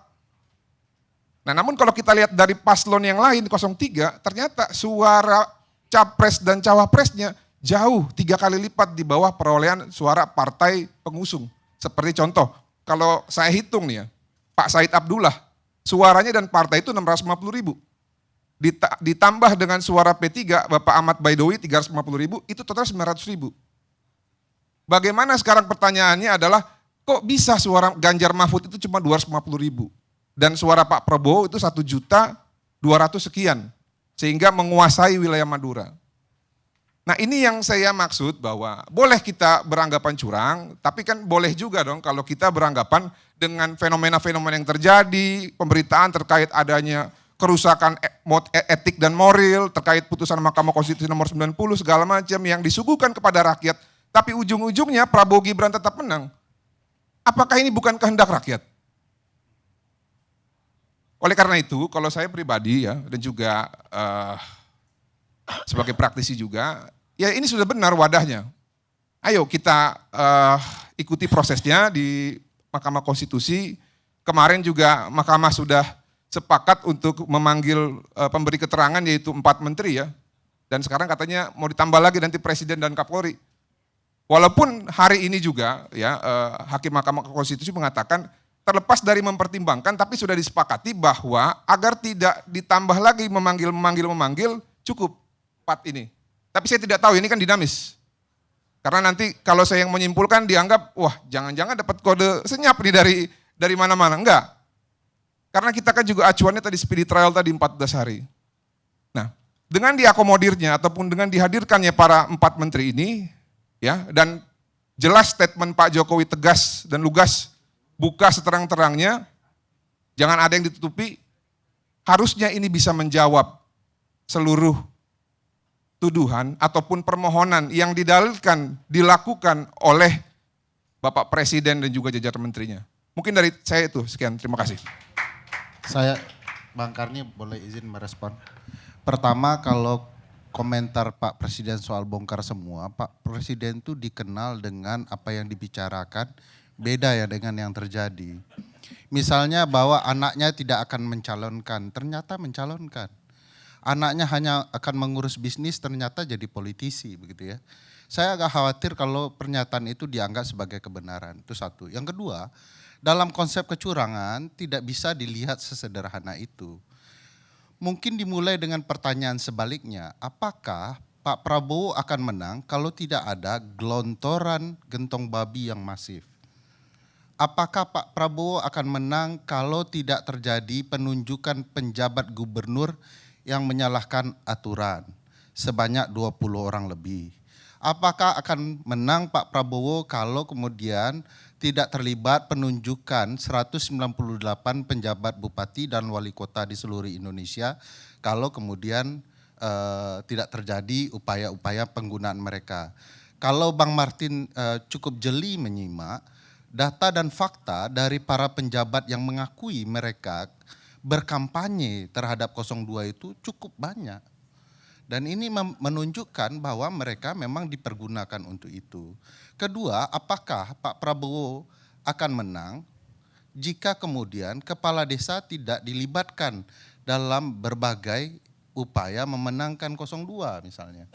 Terdapat perkiraan ya, bagaimana jumlah 8 organisasi kepala desa itu akan mengatur permainan di berbagai desa di seluruh Indonesia yang DPT-nya itu 81 juta. Angkanya masif. Dan kalau dilihat data lain setelah pemilu, sebenarnya ada perkembangan data soal kecurangan.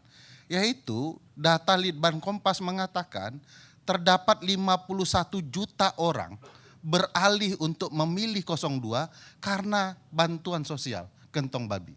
Jadi sebenarnya harus dipertanyakan sebaliknya Bang. Jangan dilihat datanya yang kecil lalu dibenarkan. Misalnya kemarin saya mendengar persidangan mengatakan bahwa kalau gentong babi itu benar, ya, bukankah di Sumatera Barat dan Aceh Pak Prabowo kalah gitu. Cuma 2 provinsi itu disisakan seolah-olah begitu. Tapi kalau logikanya menjelaskan bahwa jangan-jangan kalau tanpa gentong babi suara Pak Prabowo jauh lebih kecil lagi di Sumatera Barat dan di Aceh gitu ya. Jadi sebenarnya penelitian soal gentong babi sudah sangat masif, itu maksimal untuk mempengaruhi pemilih. Oleh karena itu, ilmuwan kepemiluan mengatakan tidak boleh ada gentong babi dalam pemilu kalau mau pemilu kita itu fair. Nah, yang terjadi hari ini pemilu kita yang menurut saya tidak fair. Boleh saya tanggapi sedikit ya? Ya. Jadi terkait fair atau tidak fair, ya nanti kita ikuti prosesnya lah di Mahkamah Konstitusi. Namun begini, Bang Ferry, terkait tadi ya apakah itu ya? Tadi saya sudah menegaskan bahwa kita ini punya perbedaan pandangan, Bang. Ada yang memandang semua ini karena kecurangan. Namun kan kita juga nggak salah juga dong kalau kita ya sebagai masyarakat dan saya khususnya gitu ya yang walaupun jadi tim kuasa hukum Pak Prabowo juga nyoblos beliau juga. Nah, saya melihat hal yang lain dengan perspektif yang lain. Seperti contoh perubahan citra Pak Prabowo yang dulunya dinilai arogan, lalu bergeser menjadi pribadi yang self-empathetic, ya, lalu memberikan nuansa baru dengan lebih energik, bergoyang gemoy, lalu menerima cawapres yang masih muda sehingga mendapatkan bonus elektoral mewakili Gen Z, ya. Jadi kalau kita beranggapan yang negatif-negatif, atau ya yang dikatakan si itu yang dari UGM, anak mahasiswa nyoblos ya bersekalian rusak aja, ada juga yang begitu, Mas. Itu kan pendapat ya. Tapi Oh, gini, enggak, itu penelitian dia di kampusnya. iya nggak masalah. Tapi kalau mengenai itu semua ya, jadi kita juga tidak bisa menganggap bahwa pendapat kita ini yang paling benar. Karena faktanya, kembali lagi saya bukan menilai ini semua berdasarkan kuantitatif, tidak. Tapi kehendak rakyatlah yang menentukan di tanggal 14 Februari dan hasil perhitungan KPU tanggal 20 Maret, Prabowo Subianto dan Gibran Rakabuming mendapatkan 96 juta suara dengan persentase 58%, sekian. Itulah kehendak rakyat. Demikian, terima kasih. Bang Karni, tipis saya Bang, sorry Bang, sedikit saya. Gua boleh pulang nih. Kita tidak akan berbeda kalau acuan kita konstitusi Bang. Kalau dalam berpemilu kita pegangan kita konstitusi tidak akan beda. Bahwa ini hasil angkanya sebegitu, saya dan teman-teman tidak bantah. Tetapi hasil yang dihasilkan sebegitu dari proses yang salah, itu yang kami dalilkan. Ini bukan karena rakyat memilih, tapi karena rakyat dibujuk dengan gentong babi, sehingga kemudian mereka terperdaya dalam proses pemilihan. Oleh karena itu, maka teorinya Bang, tidak boleh kemudian gentong babi dikucurkan karena penyelenggara negara yang ingin dipilih kembali atau keluarganya hanya akan berharap pemilih memilih mereka karena uang. Sehingga kemudian terjadilah kemudian seperti ini. Oleh karena itu supaya fair mestinya ini ditiadakan. Kalau ini abang biarkan Bang, pemilu kita akan begini ceritanya. Bahwa seluruh pasangan calon harus curang sehabis-habisnya. Karena dengan curang yang sehabis-habisnya, jarak angka akan sangat tinggi. Sehingga itu tidak akan dibahas dan ditindaklanjuti di Mahkamah Konstitusi. Itu problematika besar. Kalau ingin memperbaiki pemilu kita, mari bermain jujur. Mari jangan gunakan kekuasaan dan uang negara karena dia berkuasa untuk dapat terpilih kembali.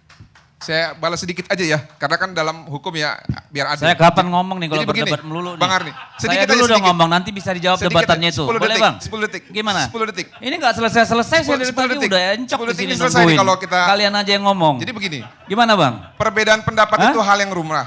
Makanya sebenarnya. Udahlah, nanti kan bisa jawab di belakang kita bisa mau diskusi. jawab dia juga kan? Enggak, cukup. Habis ini silakan Bang Deddy, silakan. Saya enggak akan bantah. Cuma sedikit aja karena kan tadi Bang Ferry menanggapi bisa 3 kali. Jadi perbedaan pendapat itu hal yang lumrah. Makanya sebenarnya banyak juga dorongan dari simpatisan kita dan konstituen pemilih Prabowo Gibran yang sebanyak 50% itu, Bang mungkin nggak kami dihadirkan sebagai saksi di MK? Ini masuk akal loh. Tapi saya nggak mungkin karena maksimalnya 19. Demikian, terima kasih.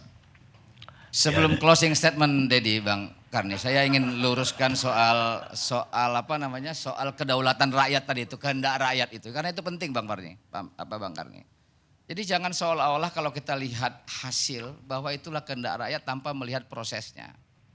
Justru kenapa kita mengharamkan money politik? Karena kita menghargai kedaulatan rakyat. Karena money politik itu sesungguhnya adalah treatment untuk mengganggu kedaulatan rakyat itu sendiri.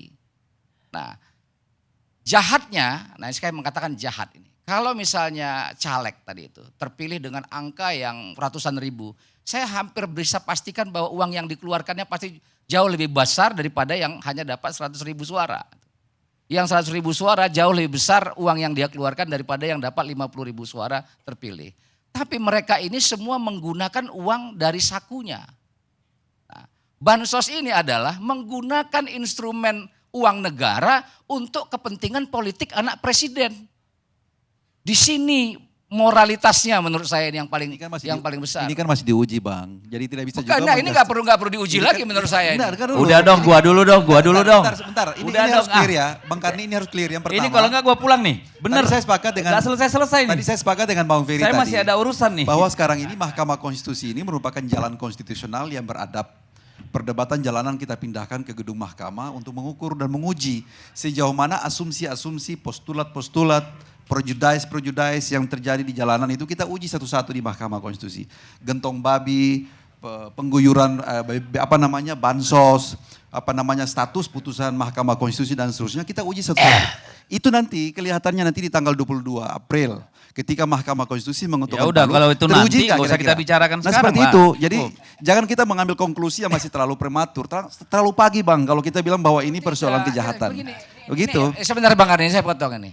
Tadi Anda mengambil konklusi macam-macam itu, juga itu sebelum nanti Mahkamah Konstitusi. Jadi Anda berpendapat, saya berpendapat. Dan itu juga ada dalilnya. Kalau saya tadi kan analisis, Bang. Loh sama, saya tidak pernah menjudge. Saya ingin mengatakan begini, apa yang saya sampaikan itu bisa dilihat semua buktinya. Kalau yang bagaimana menteri-menteri mengatakan bahwa bansos itu dari Pak Jokowi. Kalau yang Anda sampaikan ini justifikasi akademiknya apa? Bang Karni, tolong, saya udah nggak tahan mau ngomong, Bang Karni. Ini praktis politik. Ya itu makanya, kalau praktis politik nggak ada justifikasi akademiknya.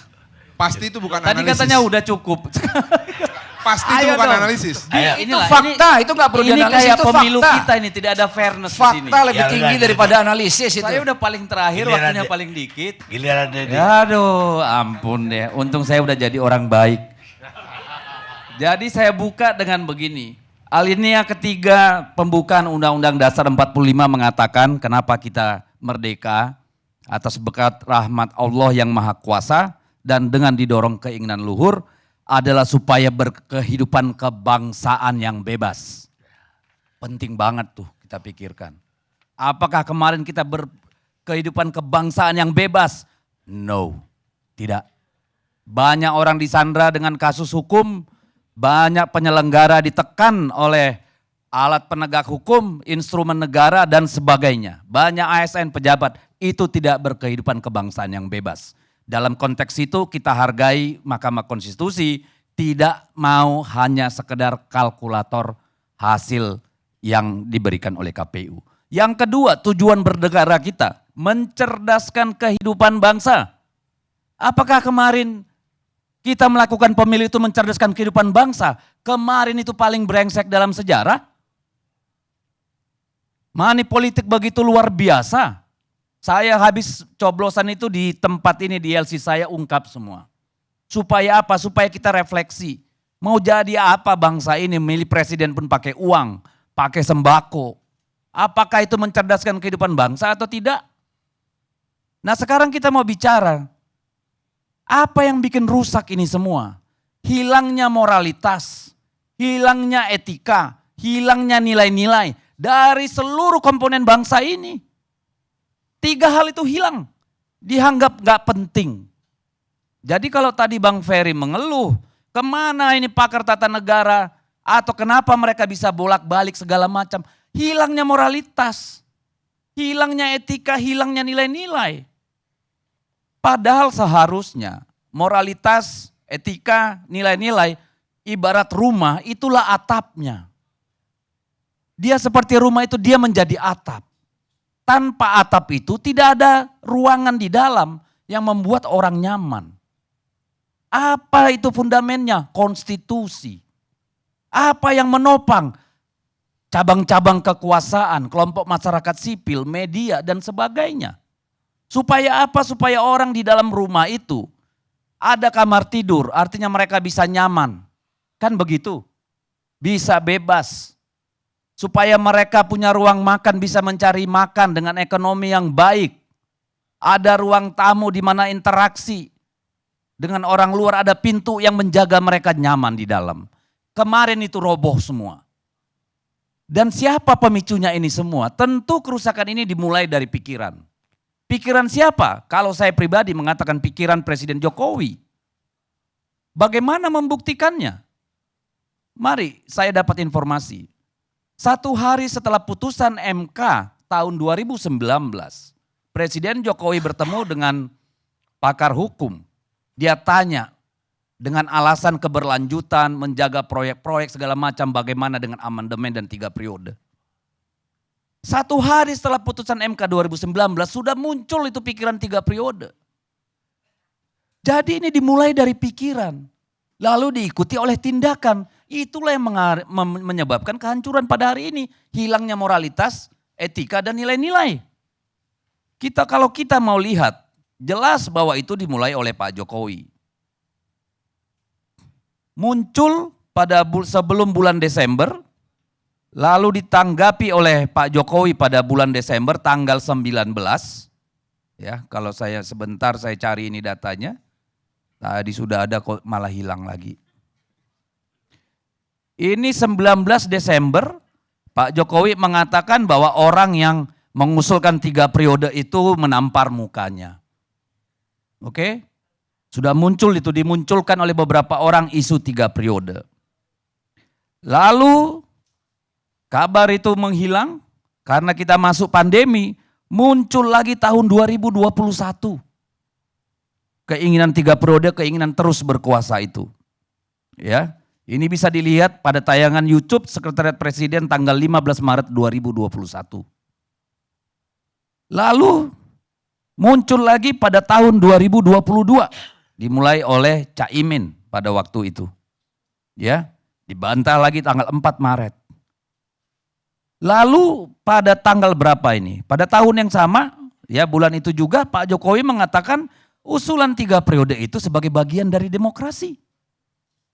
Itu kita ingat terus itu. Lalu dari situ karena kerasnya penolakan muncullah yang namanya penundaan pemilu. Muncullah yang namanya perpanjangan masa jabatan. Disitulah mulai negara ini masuk bukan lagi menjadi negara hukum, tetapi menjadi negara kekuasaan. Semua orang takut pada kekuasaan. Karena apa? Karena banyak persoalan yang dihadapi oleh elit-elit politik, yang dihadapi oleh banyak pihak yang ada di dalam pemerintahan. 1. Yang kedua apa? Ada keinginan juga mengambil manfaat. Jalan pintas, keuntungan ekonomi, akses kekuasaan dan sebagainya. Maka tidak heran kemudian 1,5 tahun sebelum pemilu, Pak Jokowi memulai skenarionya. Apa? Dimulai dari mana? Pembentukan KIB. Meminta yang namanya PKB gabung dengan Gerindra. Banyak isu soal penjagalan Anies Baswedan muncul itu. Dan itu berterusan kemudian berjalin ketika kemudian muncul yang namanya keputusan MK 90. Jadi ini masalah sudah dari hulu, Pak. Dari ujungnya sudah bermasalah. Makanya kalau ketika tadi tiba-tiba ada partai-partai dipaksa oleh KPU pusat supaya lolos verifikasi, ya itulah tindakan dalam rangka melaksanakan pikiran itu. Lalu kemudian terjadi putusan MK. Silakan berdebat bahwa itu final and binding. Tapi kita tidak bisa melaksanakan hukum dengan melanggar hukum, Pak. Salah itu. Dari mana rumusnya? Kalau kemarin yang mendaftar bukan hanya Gibran, bagaimana menghadapinya, Pak? Kalau tiba-tiba ada calon-calon lain yang muncul mendaftar, gimana? Jadi jangan dilegitimasi. Kita menafikan moral, etika, dan nilai-nilai di sana. Lalu apa yang terjadi? Memasuki pemilu. Kita melihat sampai bulan Desember itu yang namanya elektabilitas Prabowo Gibran, itu mandek di angka 38% paling tinggi. Mulailah bansos ini menggila. Mulailah presiden rajin turun ke lapangan.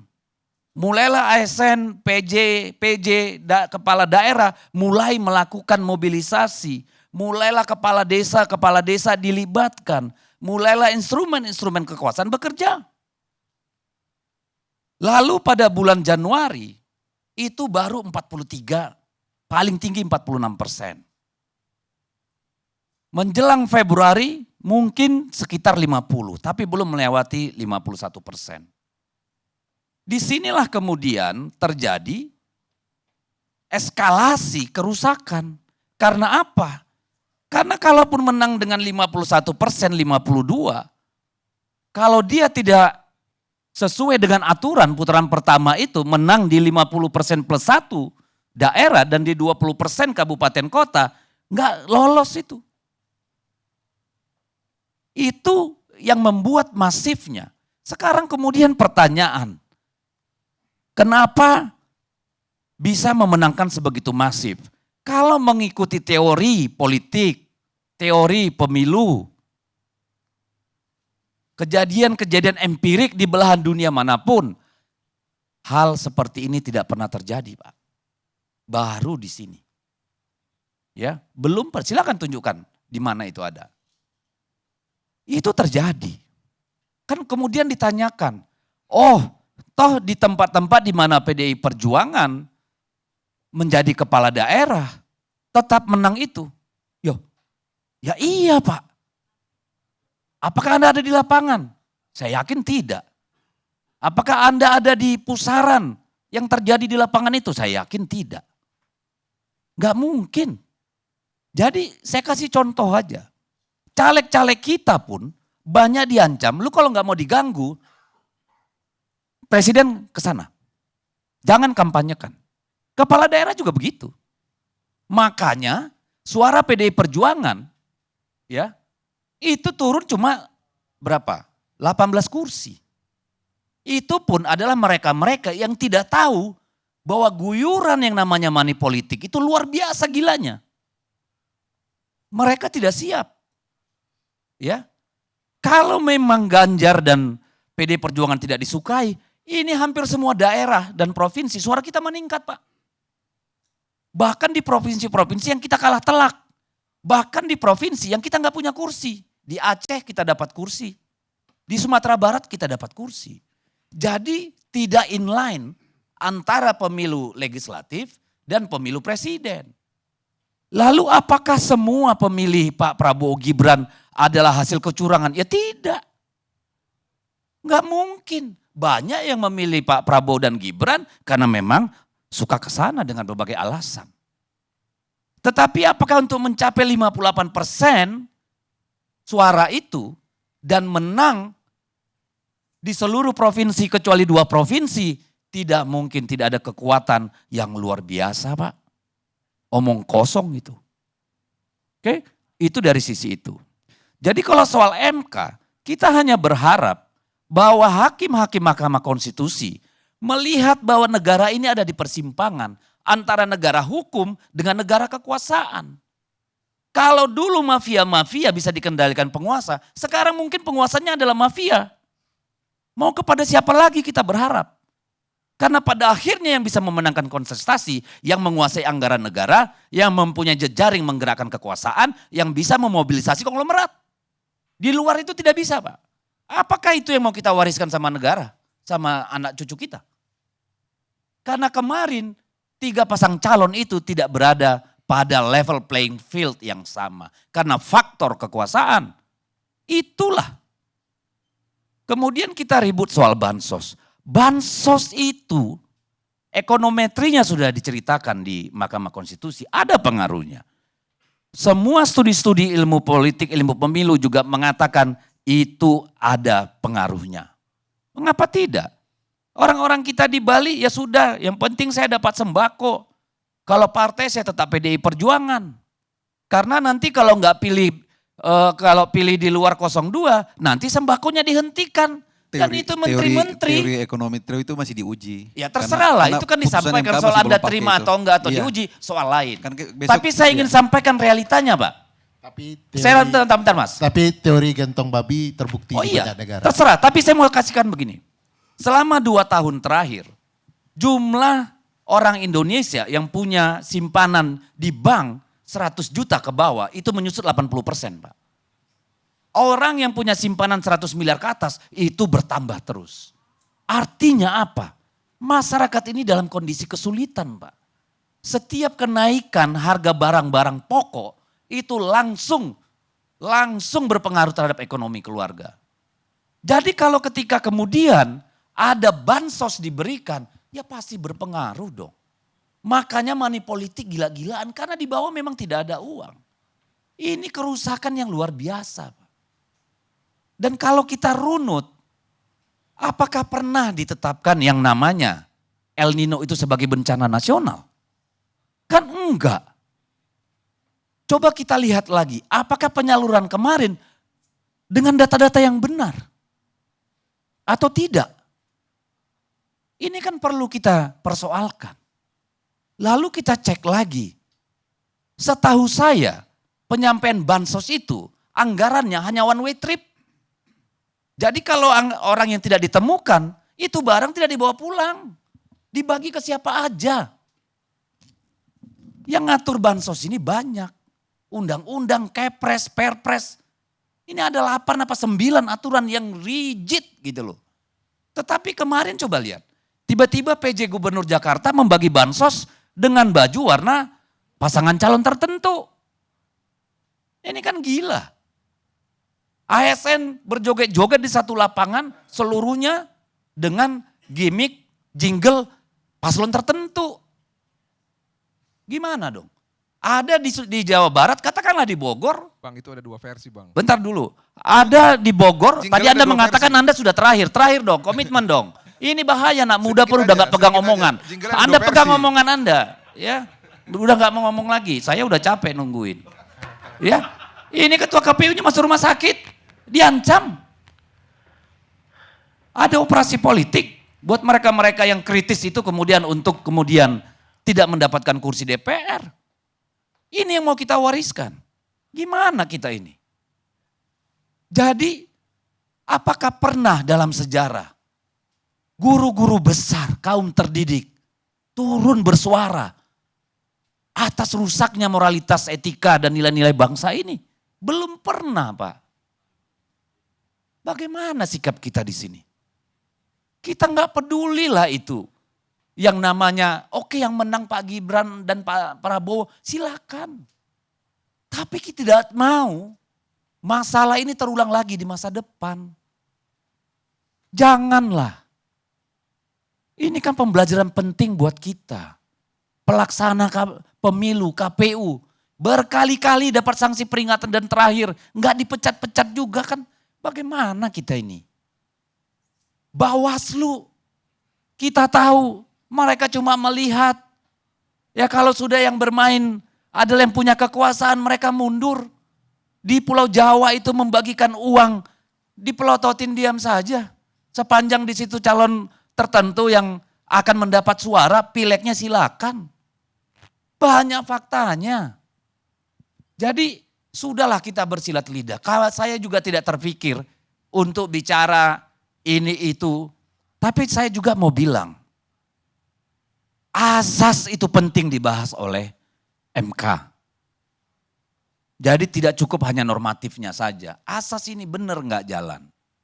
Karena kalau ini kita mau kalkulator lagi seperti yang diinginkan pengacara-pengacara flamboyan itu ya. rusak bangsa ini, mundur 2-3 langkah ke belakang, Pak. Kita harus mengatakan kemarin kita tidak baik-baik saja. Siapa yang salah? Mungkin kita semua. Jangan hanya menyalahkan Pak Jokowi, silakan. Ya, kita semua mari kita refleksi. Karena sangat tidak masuk akal, Pak. Sangat berbahaya untuk republik ini. Itu yang kita pentingkan. Jadi kita akan lihat kemana ini MK akan melangkah. Dan mudah-mudahan nanti itu untuk menjadi bahan perbaikan. Mungkin melalui hak angket. Karena saya ingin juga Bawaslu itu mandiri dan independen. Bukan jadi kelas 2 di bawah KPU. Kemarin saya tidak bisa dapat C1 dari KPU. Saya mintanya sama Bawaslu. Tapi mereka tidak melakukan rekapitulasi. Kita hanya tergantung nama situng si rekap yang sinting itu. Yang kalau dimasukin nomor ganjil, berhenti itu barang. Makanya perhitungan di tingkat desa itu pada berantakan dan dihentikan pada waktu kecamatan. Tapi nomor genap lancar jaya. Itu yang saya alami di dapil saya. Jadi ini banyak perbaikan yang kita mau inginkan. Kalau mau menyalahkan ya nanti kita kembali lagi dikit-dikit Pak Jokowi, dikit-dikit Pak Jokowi. Ya walaupun semuanya berasal dari Pak Jokowi kan. Dan harusnya dia bertanggung jawab sebagai kepala negara. Tapi kita berharap Pak Jokowi di akhir pemerintahanmu sisakan yang terbaik. Sisakan sedikit kebaikan. Jangan biarkan bangsa ini melangkah ke arah yang salah. Nanti kita melegitimasikan abuse of power. Melegitimasikan yang namanya money politik. Melegitimasikan tidak adanya nilai etika, moral di dalam kehidupan kita berkebangsaan. Dalam politik kita. Kalau itu terjadi, tidak adalah harapan untuk Indonesia yang lebih baik. Apalagi Indonesia emas. Baik pemirsa, salah satu alasan rakyat benci politik. Karena kebenaran tidak pernah menjadi objektivitas para politisi. Melainkan objektivitas dan tujuan mereka hanyalah pemilu dan kekuasaan. Karl Thomas. Belum ditutup Bang. Ini ada nggak kemungkinan menteri-menterinya datang nanti ini dipanggil MK nih? Insya Allah. Karena kayak dengar banyak yang udah pergi umroh nih Bang. Gimana tuh? Bisa rusak lagi kita ini. Tiba-tiba jadi semua kusuk gitu loh. Saya lanjutkan Karl Thomas, kolumnis dan komentator televisi Amerika. Kita ketemu LC yang akan datang. Kami hanya diskusikan, Anda yang menyimpulkan.